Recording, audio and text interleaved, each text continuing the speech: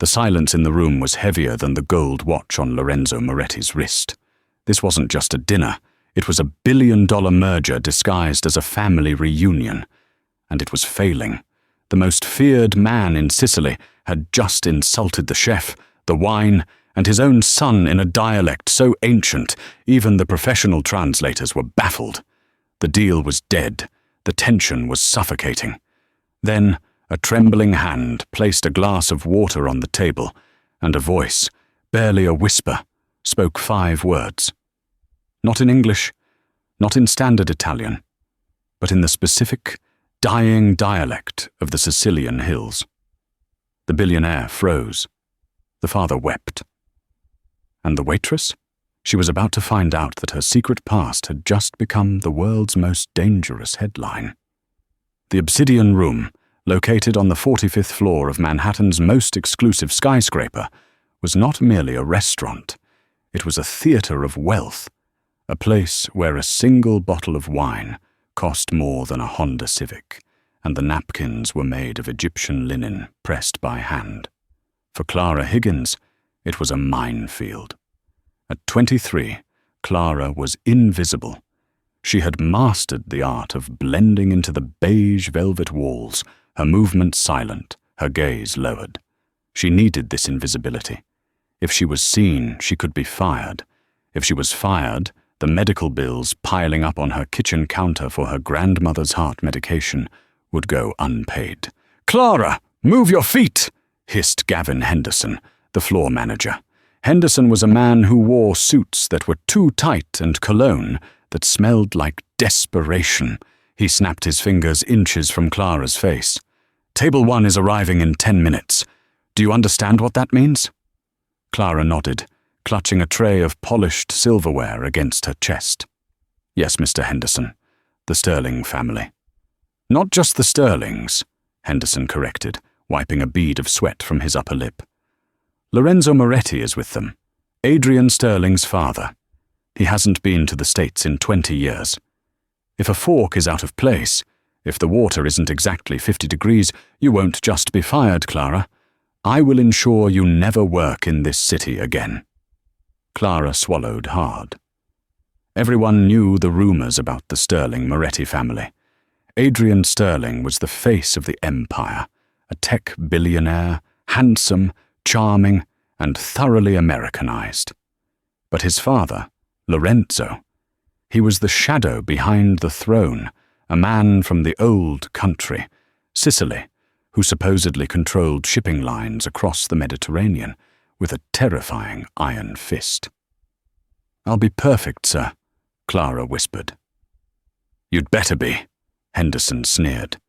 "And keep your mouth shut. The fiancée, Miss Vanessa Thorne, is in a mood. She's already sent back the flowers 3 times. Clara hurried to the private dining alcove, a glass-walled sanctuary overlooking Central Park. She began setting the table with trembling hands.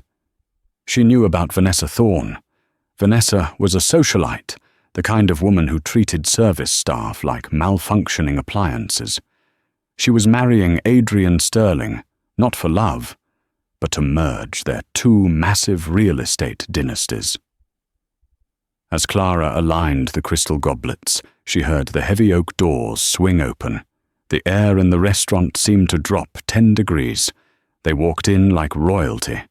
Adrian Sterling entered first, looking every bit the weary prince in a charcoal Tom Ford suit. On his arm was Vanessa, glittering in diamonds that caught the low light, her face set in a permanent expression of disdain. But behind them walked the true power. Lorenzo Moretti. He was smaller than Clara expected, leaning heavily on a cane with a silver lion's head handle. He wore a 3-piece suit that looked like it had been tailored in the 1950s, impeccable, severe, and dark. His eyes were not looking at the view of New York City. They were scanning the room for threats. "This is it, Papa," Adrian said, his voice strained. "The best Italian kitchen in New York. I promised you a meal that would remind you of home." Lorenzo didn't smile.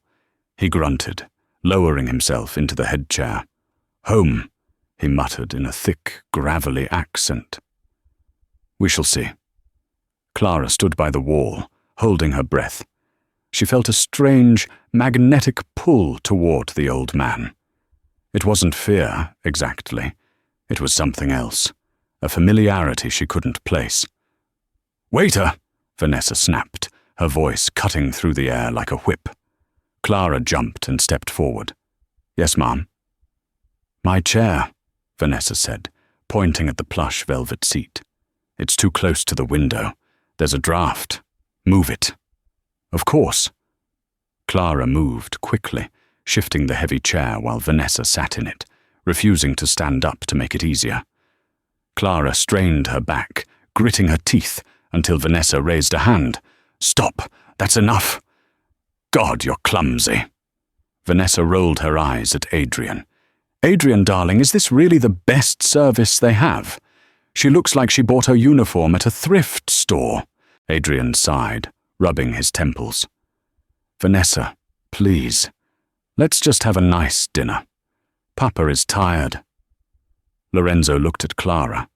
For a second, his dark eyes locked onto hers. He didn't look at her with the contempt Vanessa did. He looked at her with curiosity, almost as if he was trying to solve a puzzle. Clara quickly looked down, her heart hammering against her ribs. "Menu," Lorenzo demanded. Henderson, the manager, practically sprinted over, presenting the leather-bound menu with a bow.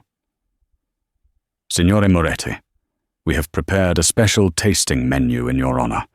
Traditional Sicilian dishes." Lorenzo opened the menu, read the first line, and closed it with a snap. "Risotto," Lorenzo said, the word dripping with disappointment. "You serve risotto to a Sicilian?" Henderson paled. "It is a saffron infusion, sir." "Rice is for the north," Lorenzo spat. "In Palermo we eat pasta. We eat fish from the sea, not this fancy artistic nonsense." He waved his hand dismissively. "Bring me wine. Maybe if I am drunk, the food will taste like something." Clara retreated to the shadows. It was going to be a long night.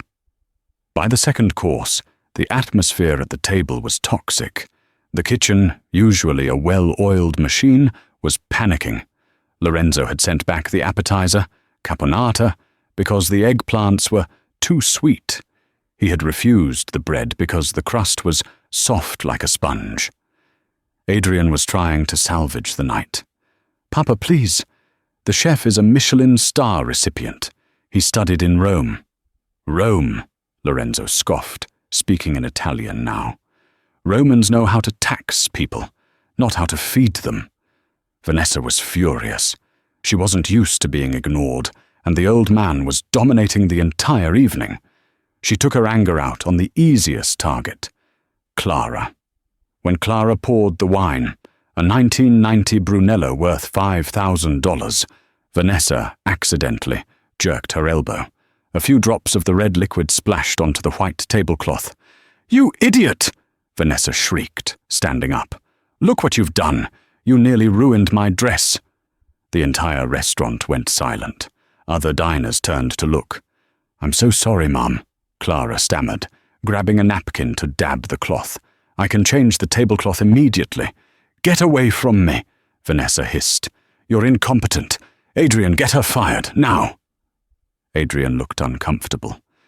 "Vanessa, it was just a few drops on the table. It didn't touch you." "It's the principle, Adrian. If you can't control the staff, how are you going to run the company when your father finally retires?" Vanessa's words hung in the air, sharp and cruel. Lorenzo's eyes narrowed. He understood English perfectly well, though he preferred not to speak it. He looked at Vanessa with cold calculation. He knew exactly what she was, a gold digger waiting for him to die so she could spend the family fortune. "Sit down," Lorenzo commanded.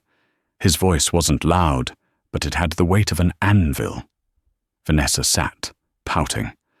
"I want a different server." "No," Lorenzo said. "This one has quiet hands. The other one, the man with the sweat on his lip," he gestured toward Henderson, He smells of fear. It ruins my appetite. She stays.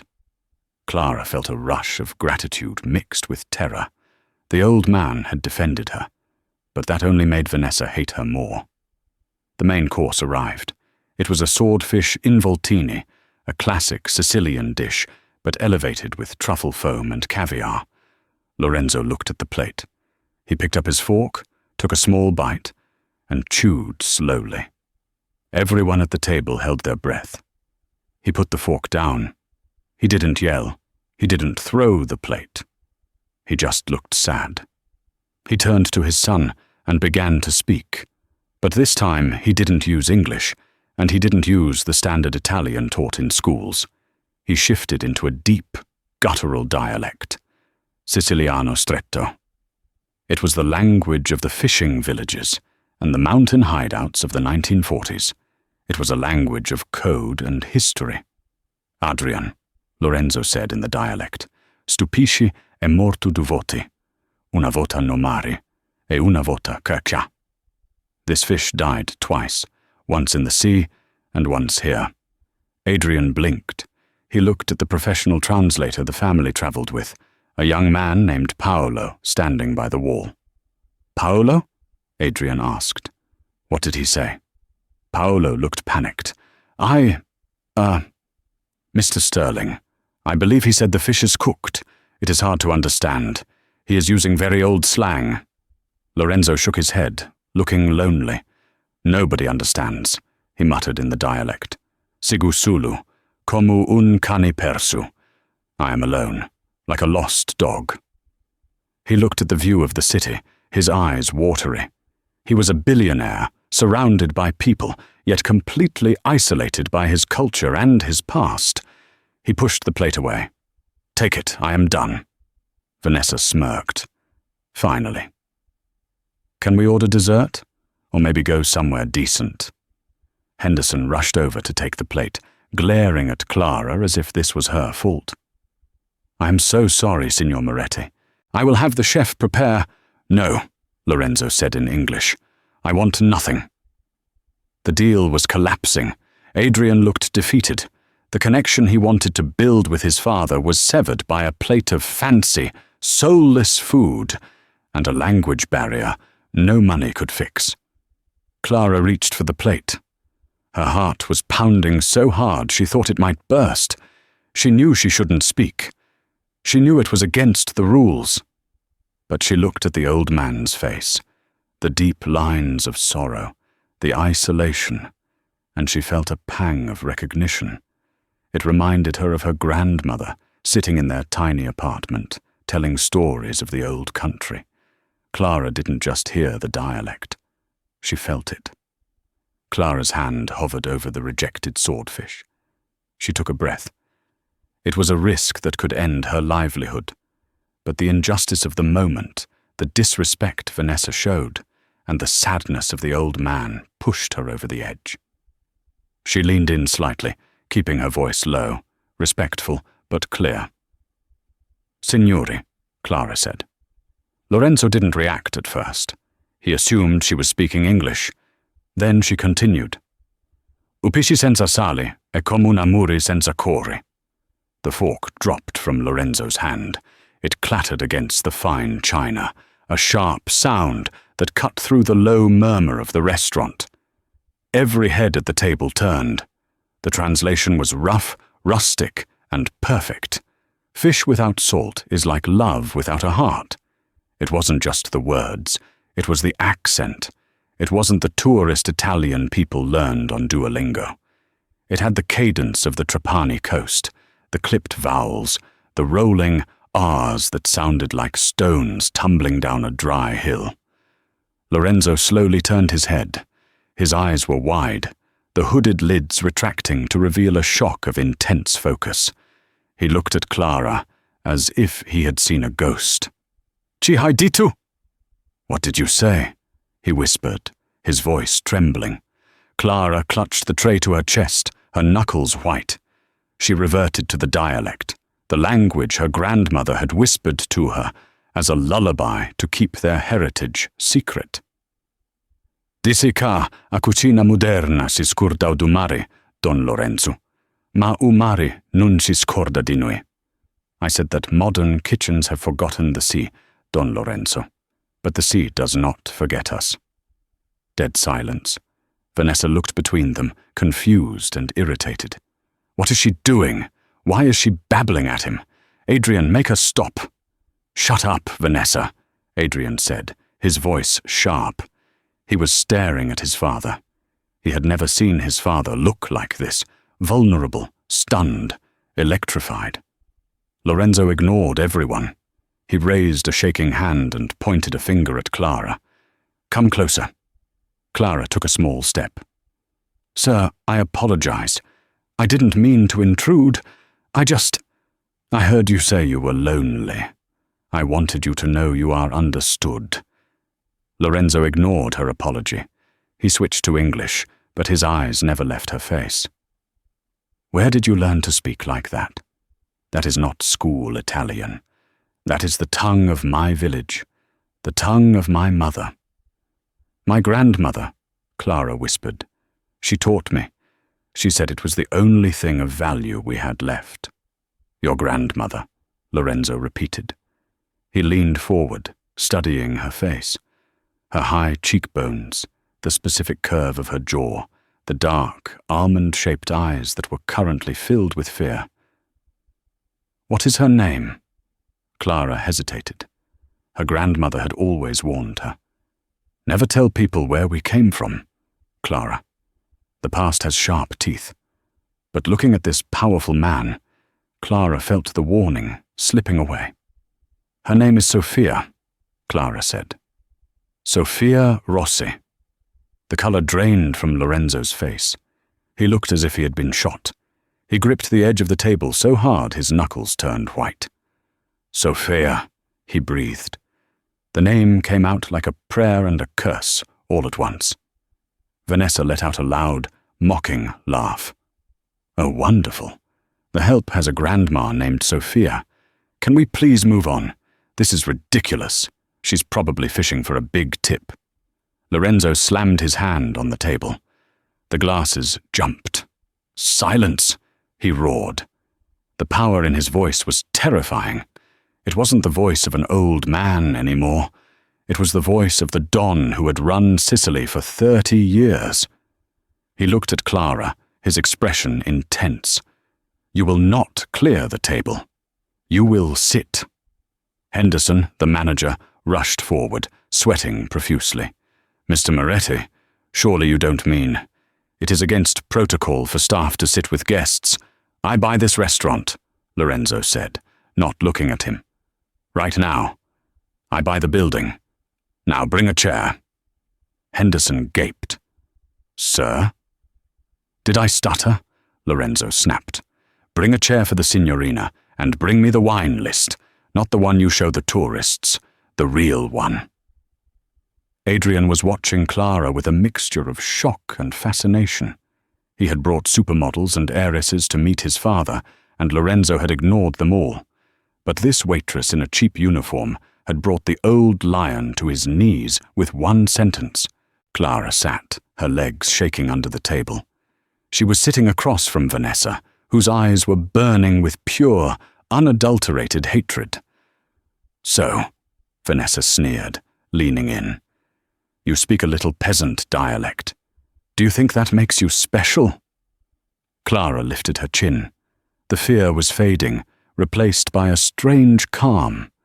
She looked at Vanessa, then at Adrian, and finally at Lorenzo.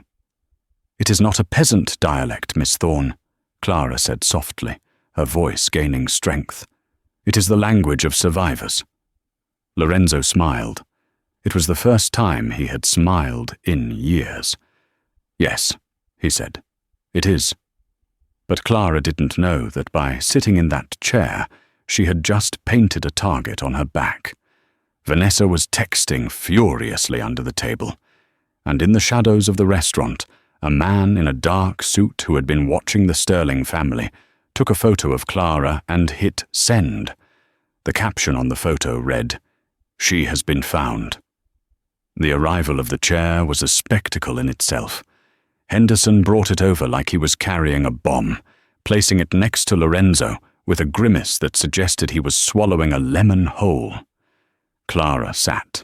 The velvet cushion felt alien against her uniform, a physical reminder of the boundary she had just crossed. She kept her hands in her lap, fingers intertwined so tightly her knuckles were white. "Pour her a glass," Lorenzo commanded, gesturing to the bottle of 1990 Brunello. "Oh, Papa, really?" Vanessa laughed, a brittle, high-pitched sound that grated against the crystal glasses. "She's working. It's illegal. And besides, she wouldn't appreciate a vintage like that. She probably drinks boxed wine from the gas station." Adrian shifted in his seat, his jaw tightening. "Vanessa, stop it." "I am just being realistic, Adrian. You're letting your father turn our engagement dinner into a charity event for the staff." Lorenzo didn't even look at Vanessa. He watched Henderson pour the wine into a fresh glass for Clara. The deep red liquid swirled, catching the dim light of the chandeliers. "Drink," Lorenzo said to Clara. "Tell me what you taste." Clara hesitated. She reached for the stem of the glass, her hand trembling slightly.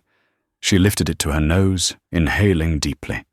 The scent hit her, an instant transportation to a memory she didn't know she had, or perhaps one borrowed from the stories Sophia had told her. "It smells like earth," Clara said softly. Vanessa snorted. "Dirt, exactly. Brilliant analysis." Clara ignored her.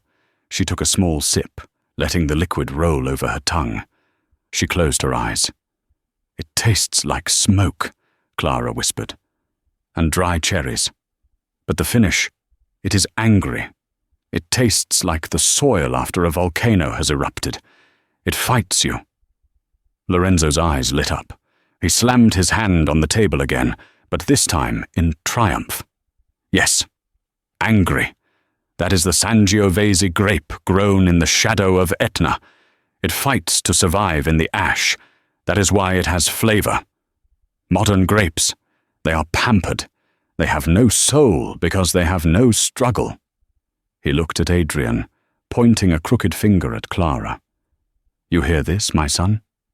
This girl, who you say is nobody, she understands the soul of the wine better than your experts with their certificates." Adrian looked at Clara, really looked at her, for the first time. Stripped of the invisibility of her role, he saw a woman of striking, quiet beauty. Her hair, pulled back in a severe bun, framed a face that was intelligent and guarded. There was a depth in her dark eyes that Vanessa, with all her contacts and makeup, completely lacked. "What else did your grandmother teach you, Clara?" Adrian asked, his voice gentle. "She taught me that silence is louder than shouting," Clara said, her gaze flickering to Vanessa. "And she taught me about the code of silence, omertà. But not the criminal kind, the kind where you keep your pain to yourself, so you don't burden others." Lorenzo nodded slowly, a look of profound sadness washing over him.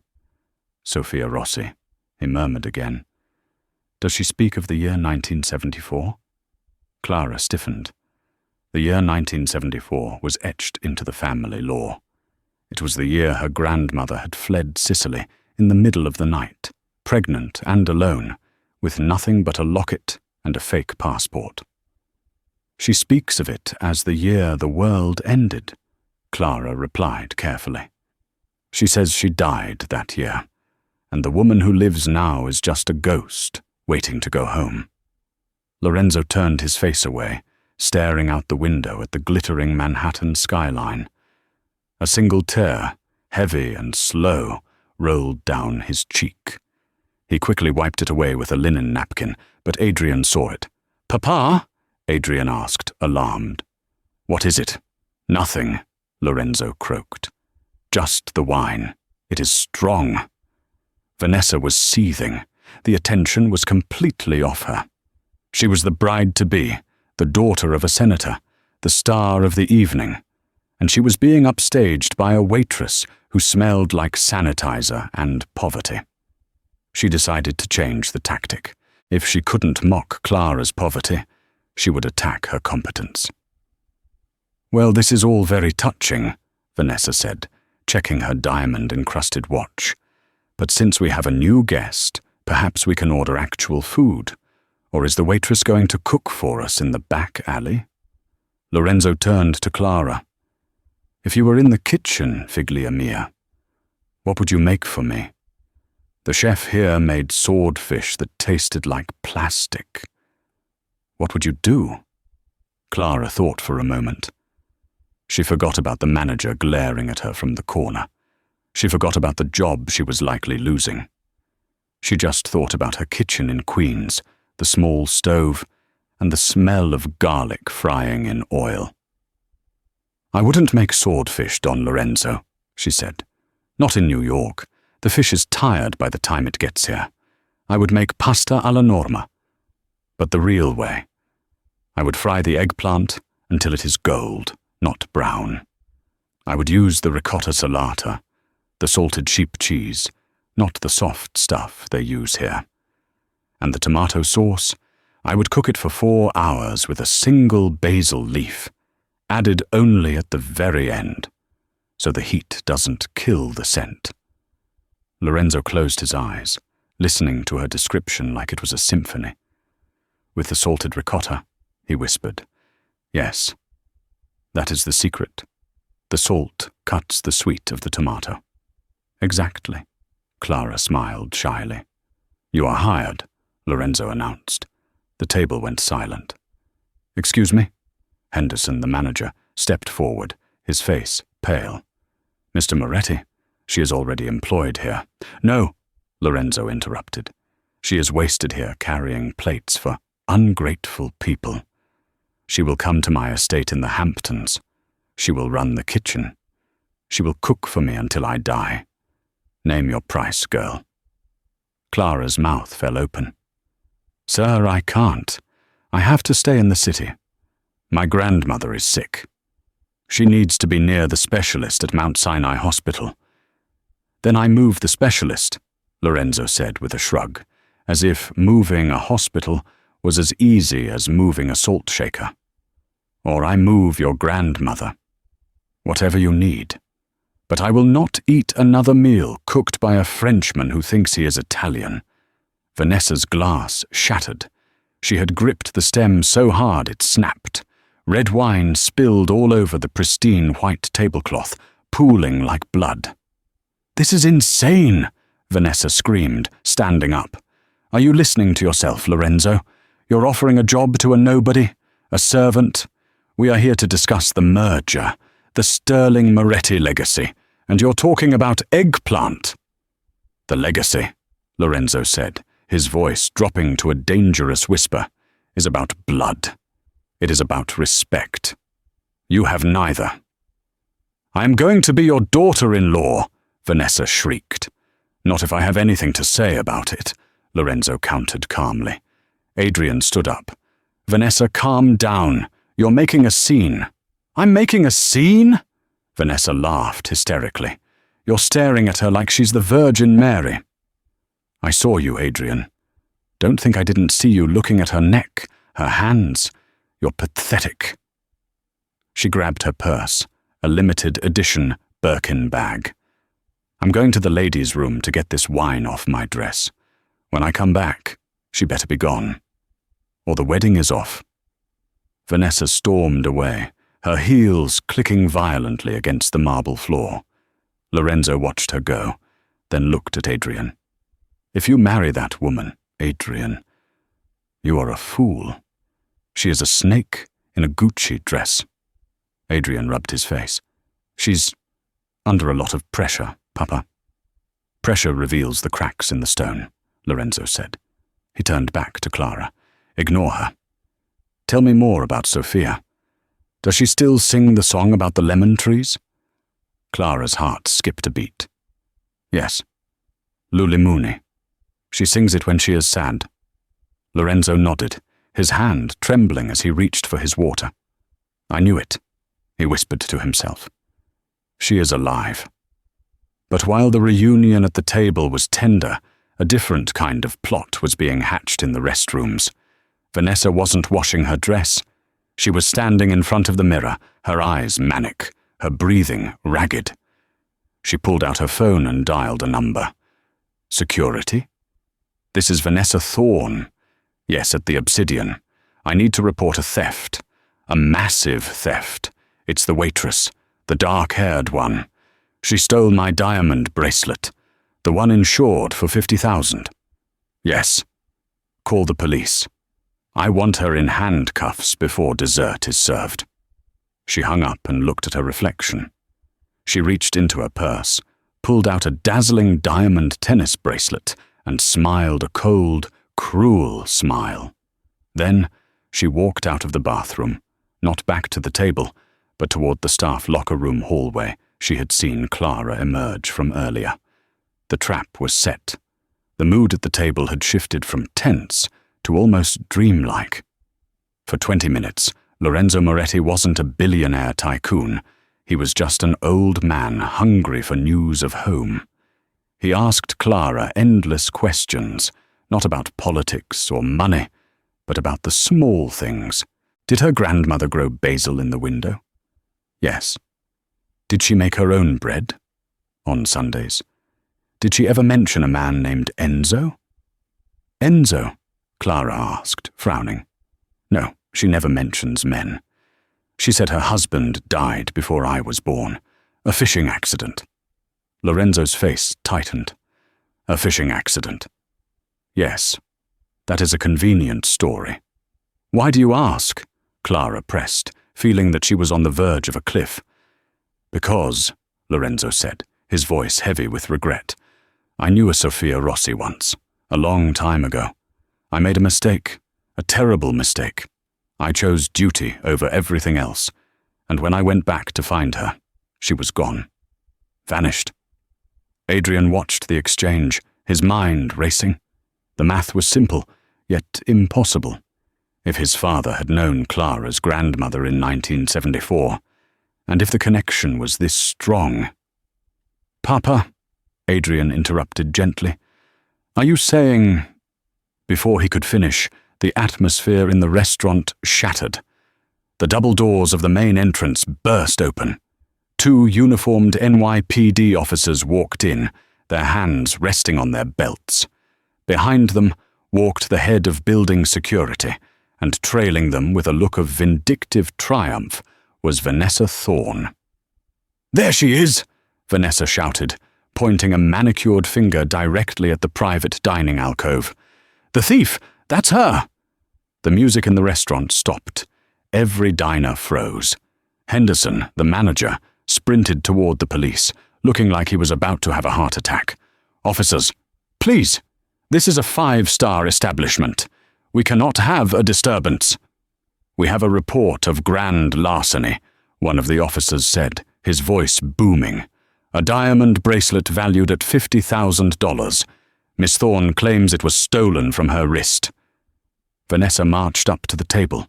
She looked at Lorenzo, then at Adrian, and finally sneered at Clara. I took it off to wash my hands in the restroom because the clasp was loose. Vanessa lied smoothly. I set it on the counter. This girl came in to change the towels. When I turned back around, it was gone. She's the only one who was there. Clara stood up, her chair scraping loudly against the floor. That's a lie. I haven't left the table. Mr. Moretti can vouch for me. You left 10 minutes ago to get more water, Vanessa shot back. Don't lie. I saw you run down the hallway. I went to the service station. That's nowhere near the restroom, Clara pleaded, looking at Adrian. Please, you have to believe me. Adrian stood up, stepping between Vanessa and Clara. Vanessa, this is ridiculous. Clara has been sitting with us talking. She didn't steal your bracelet. Oh, really? Vanessa crossed her arms. Then you won't mind if the officers search her. If she's innocent, she has nothing to hide. Unless she stashed it in her locker, or maybe her apron pocket. The officer stepped forward. Ma'am, he said to Clara, I'm going to need you to empty your pockets.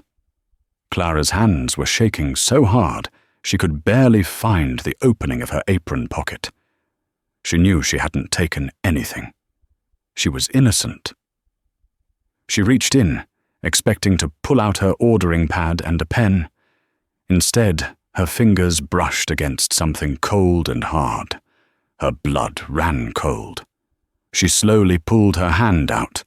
The lights of the chandelier caught the blinding sparkle of diamonds. The bracelet dangled from her trembling fingers.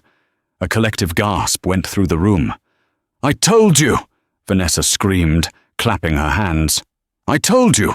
She's a thief! A dirty little thief!" Clara dropped the bracelet as if it were burning hot. "No! I don't know how this got here. I swear, I didn't take it." "Save it for the judge," the officer said, pulling out a pair of handcuffs. "Turn around, miss." "No!" Clara backed away, tears streaming down her face. "Mr. Moretti, please, I didn't do this." Lorenzo remained seated. He was deadly still. His face was unreadable. He looked at the bracelet on the floor, then at Vanessa's triumphant grin, and finally at Clara's terrified eyes. "Wait," Lorenzo said. The officer paused. "Sir, we have the evidence right here." "I said wait," Lorenzo repeated. He stood up slowly, leaning on his cane. He walked over to where the bracelet lay on the floor. He poked it with the tip of his cane. "Vanessa," Lorenzo said calmly, "you say she stole this from the restroom?" "Yes." "Just now," Vanessa insisted. "And she put it in her apron." "Obviously. To hide it." Lorenzo nodded. He looked at the manager. "Henderson, does this restaurant have security cameras?" "Of course, Mr. Moretti," Henderson stammered. "Everywhere, except the bathrooms." "But the hallway leading to the bathrooms?" Lorenzo asked. "Yes, sir."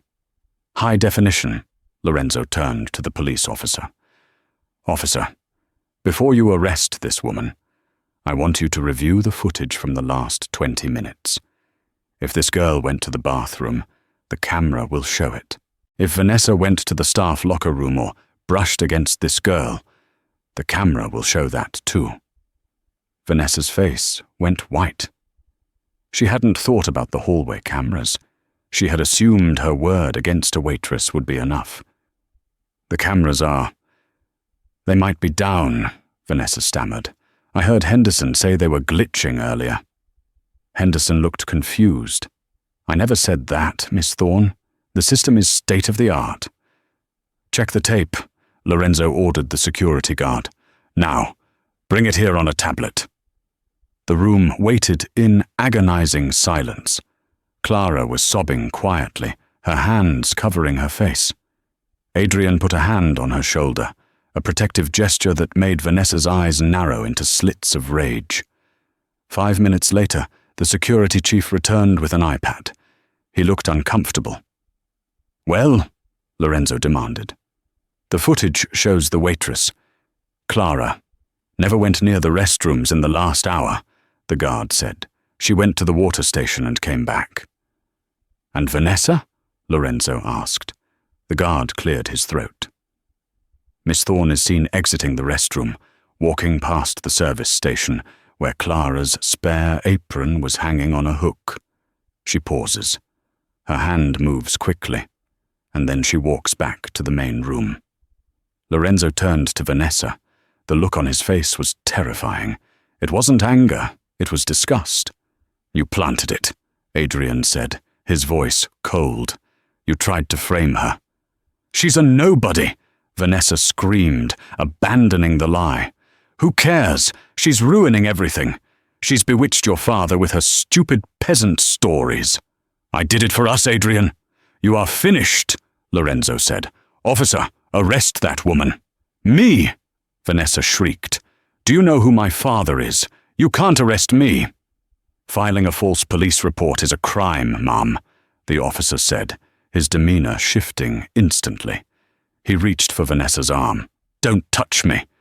Vanessa pulled away, stumbling back. She looked wild, cornered. "You think you've won?" She spat at Clara. "You think because you speak his language you're safe?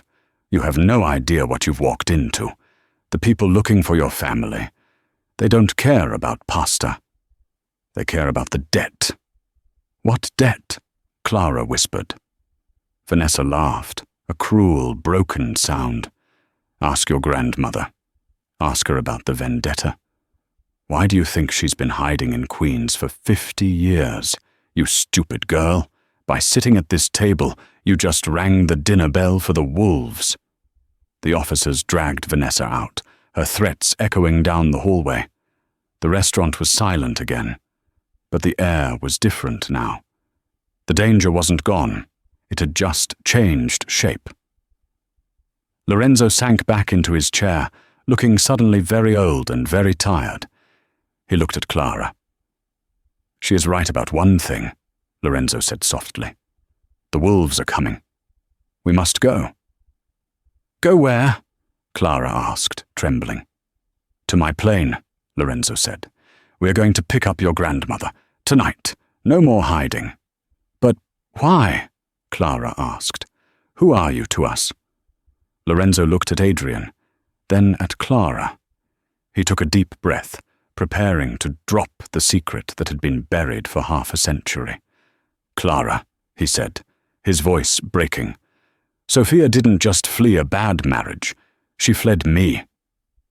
The ride from the Obsidian to Mount Sinai Hospital was a blur of rain-slicked streets and flashing lights. They didn't take a taxi. Lorenzo's personal security detail, a convoy of 3 armored Cadillac Escalades, had materialized at the curb within minutes of the 911 call. Inside the lead vehicle, the atmosphere was suffocating. Lorenzo sat in the back, his cane resting between his knees, his face pale and bead with sweat. Clara sat opposite him, her hand still trembling from the adrenaline of the arrest that almost happened. Adrian sat next to her, typing furiously on his phone, managing the fallout. "The press is already swarming," Adrian muttered, looking up from the glowing screen. "Vanessa posted a video. She's claiming she was assaulted. She's claiming you are senile, Papa. She's trying to freeze the company assets before the market opens in Tokyo." Lorenzo stared out the tinted window at the passing city lights. "Let her bark. A dog barks when it is afraid. We are hunting wolves." Clara finally found her voice. "Mr. Moretti. Lorenzo, please, you have to tell me. Why was my grandmother hiding from you? Did you hurt her?" Lorenzo turned his gaze to Clara. In the passing streetlights, he looked centuries old. "I loved her," Lorenzo said, his voice cracking. "But in 1974, love was not enough. In Sicily, names are chains. I was a Moretti. She was a Rossi.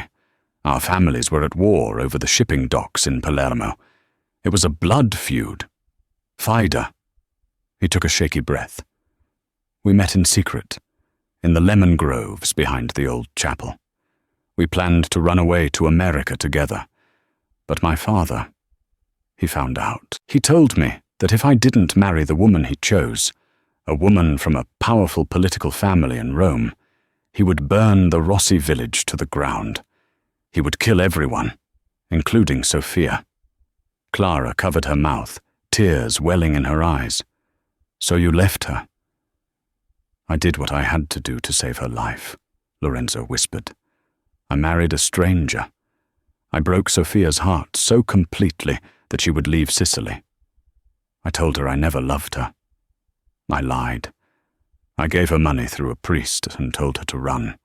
I thought she would be safe if she hated me, if she was far away."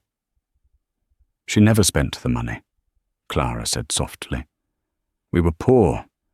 She worked as a seamstress. She said, 'Dirty money brings dirty luck.'" Lorenzo closed his eyes, pain etching deep lines into his forehead. "She was always proud. Too proud. I looked for her, you know. After my father died, after my wife passed, I hired detectives. But Sophia, she was a master of disappearing. She changed her name. She became a ghost." The car slowed. They had arrived at the hospital. She's in the cardiac wing, Clara said, her voice shaking. Room 402. She had a minor heart attack last week. She's weak. Then we must be gentle, Lorenzo said, gripping his cane. But I must see her. Before God calls one of us home. The entourage moved through the hospital like a storm front. Nurses scattered. Security guards stepped aside, intimidated by the sheer aura of power radiating from Lorenzo. When they reached room 402, Lorenzo stopped. He fixed his tie. He smoothed his jacket. For the first time all night, the billionaire looked terrified. He nodded to Clara. You go first. Clara pushed the door open. The room was dimly lit, the only sound the rhythmic beeping of the heart monitor. Sophia Rossi, frail with silver hair spread across the pillow, lay sleeping. Nonna, Clara whispered, approaching the bed. Sophia stirred. Her eyelids fluttered open. They were the same dark, intelligent eyes as Clara's, though clouded with age. Clara, she rasped. You are late. Did the manager keep you? I brought a friend, Nonna, Clara said, tears streaming down her face. Someone who has travelled a very long way. Lorenzo stepped into the light. Sophia froze. Her hand went to her throat. The monitor's beeping accelerated. Beep, beep, beep. Lorenzo, she breathed. It wasn't a question. It was a statement of disbelief. Lorenzo walked to the bedside. He didn't use his cane. He knelt on the linoleum floor, disregarding his tailored suit, and took her fragile hand in his. Sophia, he said in the dialect, perdonami. Se ci hai messi 50 anni, ma arrivai. Forgive me. It took 50 years, but I arrived. Sophia looked at him, searching his face for the boy she had loved in the lemon groves. Slowly, her expression softened. The anger she had carried for half a century seemed to evaporate, leaving only exhaustion and a lingering, tragic love. You look old, Lorenzo, she whispered in Italian. You got fat. Lorenzo let out a wet, choked laugh. And you, Sophia, you are still the only beautiful thing I have ever seen. Why are you here? She asked, her voice gaining strength. Did the wolves finally catch the scent? Vanessa found us, Clara interjected gently. She caused a scene. She knows about the past. She said the vendetta isn't over. Sophia gripped Lorenzo's hand. The debt, your father's debt. It was never paid. My father is dead, Lorenzo said fiercely. I am the Don now. There is no debt that I cannot pay, no enemy I cannot crush. You are safe, Sophia. You and the girl. Sophia looked at Clara, then back at Lorenzo. She took a deep breath. She is not just the girl, Lorenzo, Sophia said clearly. Look at her. Look at her nose. Look at the way she stands. Lorenzo looked up at Clara. He looked at Adrian, who was standing by the door. Then he looked back at Clara. My son, Adrian. I adopted him, Lorenzo said, his voice trembling. My wife. She could not have children. I raised him as my own, and I love him as my own. But he trailed off, staring at Clara. Your blood, Sophia whispered. She is your granddaughter, Lorenzo. Her father, my son. He was born 8 months after I left Sicily. He died in a storm on a fishing boat 10 years ago. But he was yours. Yours. The silence in the room was absolute. Clara felt the floor drop out from under her. She looked at Adrian. Adrian didn't look threatened. He looked relieved. He smiled, a genuine, sad smile. I always knew I didn't look like him, Adrian said softly. Welcome to the family, Clara. Lorenzo began to weep. He pressed his forehead against Sophia's hand, sobbing with the weight of 50 years of regret and the sudden, blinding joy of a future he thought was lost. But the moment of peace was shattered. The door to the hospital room banged open. It wasn't a nurse. It was a man in a trench coat, holding a camera with a blinding flash. Behind him were two other men, not reporters but process servers in cheap suits. "Lorenzo Moretti!" the man shouted, snapping a photo of the crying billionaire. "You've been served, restraining order and lawsuit from Vanessa Thorne, and we're live streaming this to TMZ." The wolves had arrived. The flash of the camera blinded them. The privacy of the reunion was violated in the most brutal way possible. The live stream was already broadcasting the image of the great Lorenzo Moretti kneeling on a hospital floor, weeping over a mystery woman, to millions of viewers. "Get out!" Adrian roared, stepping forward to block the camera. "Freedom of the press!" the paparazzi shouted, backing into the hallway where a crowd was gathering. "Vanessa Thorne says this woman is a fraud, a thief. She says you're hiding assets with a secret mistress. The stock is tanking, Moretti. Comment? Comment?" Clara saw her grandmother's monitor spike. Sophia was gasping for air, clutching her chest. The stress was killing her. Something inside Clara snapped. For years, she had been the invisible girl, the one who apologized for existing, the one who took the abuse, the bad tips, the screaming managers. But looking at her grandmother, the woman who had survived a mafia war and 50 years of poverty to keep her safe, Clara realized that silence was no longer an option. She didn't wait for security. She didn't wait for Adrian. Clara walked out of the room, straight into the blinding lights of the hallway. She grabbed the paparazzi's camera lens, twisting it down with a grip strength honed by years of carrying heavy trays. "Listen to me," Clara said. Her voice wasn't loud, but it projected with a chilling authority. She didn't speak in the dialect. She spoke in perfect, crisp English. "You are in a hospital. You are killing a patient. If you do not turn that camera off in the next 3 seconds, I will make sure it is the last thing you ever film." The paparazzi sneered. "Or what? You're just a waitress?" Clara stood tall. She looked at the camera, addressing the live stream directly. "I am not just a waitress," she said. "My name is Clara Moretti, granddaughter of Lorenzo Moretti, and you are trespassing on private property." Behind her, Lorenzo emerged from the room. He had wiped his tears. He stood straight, leaning on his cane, flanked by his security team, who had finally pushed through the crowd. He looked at Clara, and for the first time, he saw not a servant, but a successor. He walked up beside her and placed a hand on her shoulder. "You heard her," Lorenzo rumbled. His voice was low, dangerous, and instantly silenced the hallway. "This is my granddaughter, the heir to the Moretti legacy.